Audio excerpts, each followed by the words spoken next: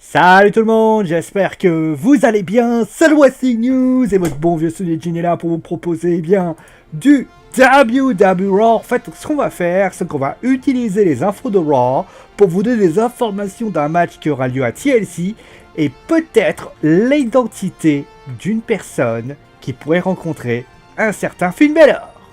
Mais on va commencer avec ce qui s'est passé en fin d'émission, fin de show plutôt, c'est-à-dire le segment avec Enzo Amore. Alors pour ceux qui ne le sauraient pas, Enzo Amore a menacé la division entière de 205 Live en leur disant que si jamais il y avait une main posée sur eux, eh bien ils seraient renvoyés. Et alors à ce moment-là, Kurt Angle a annoncé qu'il y avait un homme qui voulait le toucher. C'est un Mexicain, c'est un luchador, et son nom est Kalisto, qui deviendrait, alors c'est un conditionnel toujours, le nouveau challenger numéro 1 pour le titre poids moyen. Bon, en tout cas, ce qui est sûr, c'est par ce geste, la WWE démontre encore le manque de confiance, de sa division entière, préférant offrir un match à un lutteur qui n'est absolument pas de 205 Live. D'ailleurs, on va continuer avec le show. On a également vu le Shield qui semblait tout proche après le passage à tabac de Roman Reigns et également de Dean Ambrose et de Seth Rollins. Et cela devrait être face à The Boss, c'est-à-dire Cesaro, Sheamus et le Miz.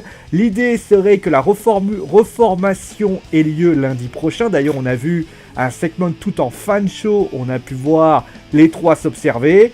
Ça serait un match à TLC dans un winner take all. En clair, le Miz mettrait son titre en jeu, tandis que Seth Rollins et Dean Ambrose mettraient leur titre par équipe en jeu.